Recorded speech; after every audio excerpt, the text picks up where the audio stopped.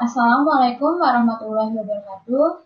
Kami dari kelompok 1 Pendidikan Peserta Didik kelas 2 CPBI ingin menjelaskan tentang unit 5, yaitu tentang pertumbuhan fisik. A. Penyebab pertumbuhan fisik. Pertumbuhan fisik adalah perubahan-perubahan fisik yang terjadi dan merupakan gejala primer dalam pertumbuhan remaja. Pertumbuhan ini meliputi pertumbuhan ukuran tubuh, pertumbuhan proporsi tubuh, dan munculnya ciri-ciri kelamin yang utama atau primer, dan ciri-ciri kelamin kedua atau disebut juga dengan sekunder. Menurut Mus yang dikutip oleh Sarlito Wirawan pada 1991, urutan perubahan-perubahan fisik adalah sebagai berikut. Pada anak perempuan, 1. Pertumbuhan tulang-tulang atau badan menjadi tinggi dan anggota-anggota badan menjadi panjang. Kedua, pertumbuhan payudara. Ketiga, pertumbuhan bulu yang halus berwarna gelap di kemaluan. Yang keempat, mencapai pertumbuhan ketinggian badan yang maksimum setiap tahunnya. Yang kelima, bulu kemaluan menjadi keriting. Yang keenam, menstruasi atau haid. Yang ketujuh, tumbuh bulu ketiak. Pada anak laki-laki, pertama, pertumbuhan tulang-tulang. Kedua, testis atau buah zakar menjadi membesar. Ketiga, tumbuh bulu kemaluan yang halus, lurus, dan berwarna gelap. Keempat, awal perubahan suara. Yang kelima, ejakulasi. Yang keenam, bulu kemaluan menjadi keriting. Yang ketujuh, pertumbuhan tinggi badan mencapai tingkat maksimum setiap tahunnya. Yang kedelapan, tumbuh rambut-rambut halus di wajah, di sekitar kumis dan jenggot. Yang ke-9, tumbuh bulu ketiak. Yang ke-10, akhir perubahan suara. Yang ke-11, rambut-rambut di wajah bertambah lebat dan gelap. Yang ke-12, tumbuh bulu di dada. Penyebab pertumbuhan remaja pada masa remaja adalah karena ada dua kelenjar yang menjadi aktif bekerja dalam sistem endokrin. Kelenjar pituitari yang terletak di dasar otak mengeluarkan dua macam hormon yang diduga erat hubungannya dengan perubahan pada masa remaja. Kedua hormon itu adalah hormon pertumbuhan yang menyebabkan terjadinya perubahan ukuran tubuh dan hormon gonadotropik atau sering disebut hormon yang merangsang gonad atau kelamin agar aktif bekerja. Menjelang saat remaja dimulai, kedua hormon ini sudah mulai diproduksi dan pada saat remaja semakin banyak dihasilkan. Selama masa remaja, seluruh tubuh mengalami perubahan baik di bagian luar maupun di bagian dalam tubuh, baik pertumbuhan struktur tubuh maupun fungsinya. Pada kenyataannya, hampir semua bagian tubuh perubahannya mengikuti irama yang tetap, sehingga waktu kejadiannya dapat diperkirakan sebelumnya. Perubahan tersebut tampak jelas sekali pada bagian pertama masa remaja. Perubahan-perubahan fisik yang penting terjadi pada masa remaja ialah 1. Perubahan ukuran tubuh. Anak laki-laki tumbuh terus lebih cepat dari anak perempuan. Pertumbuhan anak laki-laki akan mencapai bentuk tubuh dewasa pada usia 19-20 tahun, sedangkan bagi anak perempuan pada usia 18 tahun. 2. Perubahan proporsi tubuh. Ciri tubuh yang kurang proporsional pada masa remaja ini tidak sama untuk seluruh tubuh. Ada pula bagian tubuh yang semakin proporsional. Proporsi yang tidak seimbang ini akan berlangsung terus sampai seluruh masa puber selesai dilalui sepenuhnya sehingga akhirnya proporsi tubuhnya mulai tampak seimbang menjadi proporsi orang dewasa. Yang ketiga, ciri kelamin yang utama. Pada masa anak-anak, alat kelamin utama masih belum berkembang dengan sempurna. Ketika memasuki masa remaja, alat kelamin mulai berfungsi. Masa interval ini disebut sebagai saat steril masa remaja. B. Kondisi-kondisi lain yang mempengaruhi pertumbuhan fisik anak. Antara lain adalah 1. Pengaruh keluarga. Pengaruh faktor keluarga di sini meliputi faktor keturunan maupun faktor lingkungan. 2. Pengaruh gizi. Anak-anak yang memperoleh gizi cukup biasanya akan lebih tinggi tubuhnya dan sedikit lebih cepat mencapai taraf remaja dibandingkan dengan mereka yang kurang memperoleh gizi. 3. Gangguan emosional.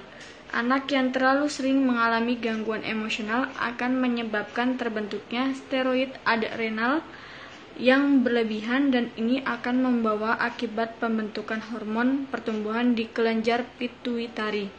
Bila terjadi hal demikian, pertumbuhan awal remajanya terhambat dan tidak tercapai berat yang seharusnya. 4. Jenis kelamin. Anak laki-laki cenderung lebih tinggi dan lebih berat dibandingkan anak perempuan. 5. Status sosial ekonomi. Anak-anak yang berasal dari keluarga dengan status sosial ekonomi rendah cenderung lebih kecil daripada anak yang berasal dari keluarga yang status sosial ekonominya tinggi. 6. Kesehatan. Anak-anak yang sehat dan jarang sakit biasanya akan memiliki tubuh yang lebih berat daripada anak yang sering sakit. 7. Pengaruh bentuk tubuh. Bangun atau bentuk tubuh, apakah mesomorph, ektomorph, atau endomorph, akan mempengaruhi besar kecilnya tubuh anak. Misalnya, anak yang bangun tubuhnya mesomorph akan lebih besar daripada endomorph, atau anak yang ektomorph karena mereka memang lebih gemuk dan berat. Perubahan psikologi seringkali muncul akibat perubahan-perubahan fisik. Perubahan fisik hampir selalu dibarengi dengan perubahan perilaku dan sikap. Keadaan ini sering kali menjadi parah karena sikap orang-orang di sekelilingnya dan sikap sendiri dalam menghadapi perubahan. Dalam masa remaja, perubahan yang terjadi sangat mencolok sehingga dapat mengganggu keseimbangan yang sebelum terbentuk. Perilaku mereka mendadak menjadi sulit diduga dan sering cenderung melawan norma sosial yang berlaku. Assalamualaikum warahmatullahi wabarakatuh. Kembali bersama saya Zarul Hamsali yang akan membahas tentang pertumbuhan masa remaja dan perubahannya. Dalam masa remaja, perubahan yang paling mencolok dan jelas sehingga dapat mengganggu keseimbangan yang sebelumnya terbentuk.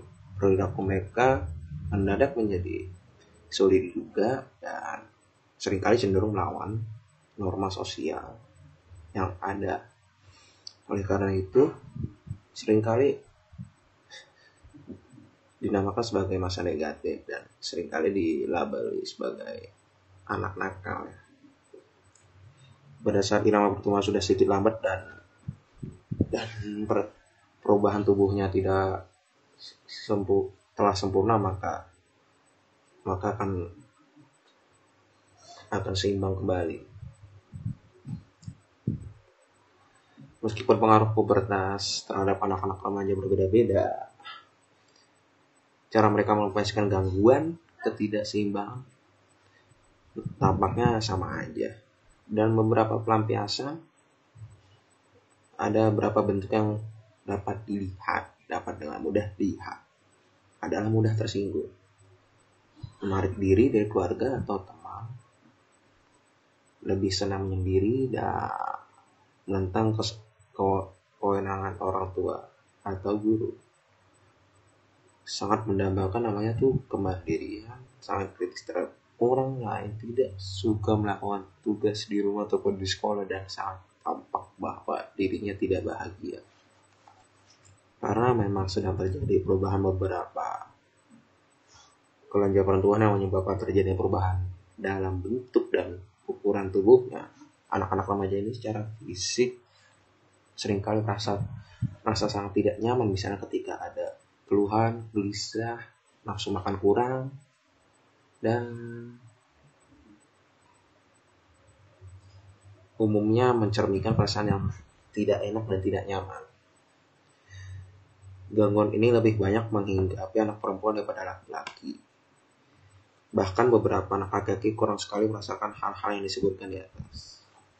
Semua gangguan ini Semua gangguan yang disebutkan itu tampaknya tidak mendorong anak remaja berperilaku sesuai yang diharapkan masyarakat. Tapi pada saat ini hanya sedikit remaja yang mengalami kurang darah. Yang lebih menonjol adalah kurangan nafsu makan. Dan tetapi ini tidak mempengaruhi keadaan kesehatan darahnya. Bila sampai pada kekurangan darah, maka anak akan mengalami gangguan atau ketegangan emosional. Dan biasanya ini juga disebut sebagai masa-masa labil ya. Anak remaja tampaknya terlalu fokus sehingga lupa pada hal yang lain. Seperti memperhatikan keadaan tubuhnya yang sedang mengalami proses pertumbuhan. Tanggapan atas perubahan ini dapat digolongkan menjadi dua, yaitu mereka yang terlalu memperhatikan normal atau tidaknya diri mereka sendiri, dan mereka selalu memikirkan tepat tidaknya kehidupan kelamin yang sesuai dengan standar orang lain. Nah itu. Bila mereka memperhatikan teman sebayanya dan kemudian ternyata dirinya beda sendiri, maka akan muncul pikirannya yang menyatakan bahwa dirinya itu aneh, tidak normal. Anak-anak yang tergolong cepat dan lebih awal tumbuh juga ini sering merasa khawatir terhadap dirinya sendiri karena tidak bisa sama dengan orang lain juga. Atau karena merasa khawatir karena misalnya tubuhnya terlalu tinggi misalnya, karena terlalu cepat tumbuh.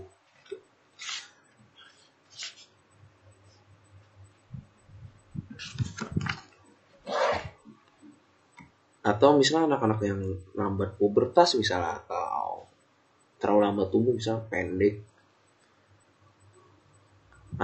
sampai dewasa juga, atau nanti juga merasa khawatir karena pertumbuhan kehidupannya tidak berkembang normal. Ya itu sebenarnya sih hal wajar aja, karena tubuh semua orang tuh manusia tuh beda-beda. Remaja yang banyak perhatian terhadap kelompok, perilaku remaja itu atau karakter remaja itu akan terbentuk sesuai dengan kelompok di mana dia berada. Dan kebanyakan juga kelompok pada di sekolah, misalnya kelompok olahraga, pramuka, ekstrakurikuler, kelompok belajar, kebanyakan ya ini tergantung sih, bisa positif, bisa negatif, tergantung. Begitu pula dengan kelompok luar sekolah juga banyak sih, misalnya kesenian atau apalah dan sebagainya. Jenis kegiatan kelompok seringkali ditentukan oleh kelompok itu sendiri, karena manusia berkelompok sesuai dengan hobinya dan kecenderungan masing-masing. Sehingga di samping banyak kegiatan positif juga, ada juga kegiatan negatifnya. Seperti balap liar, atau main begadang malam hari, atau mabuk-mabukan, dan lain sebagainya. Dengan demikian pengembangan program kelompok remaja dalam bentuk kegiatan yang bersifat positif oleh para tokoh masyarakat dan sekolah itu merupakan upaya yang sangat membantu sekali perkembangan para remaja. Dan terakhir, penyelenggaraannya seperti pramuka, olahraga, dan lain sebagainya, dan pembiasaan hidup bersih diprogramkan sebagai program kurikuler dan ekstrakurikuler di sekolah, dan harus dijalankan dengan baik, sehingga dan harus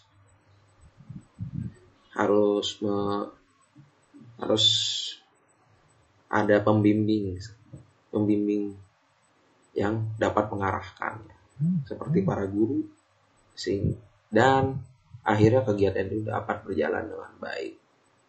Dan di sini para remaja juga belajar melaksanakan kegiatan secara terstruktur dan bertanggung jawab. Sekian dari saya. Assalamualaikum warahmatullahi wabarakatuh.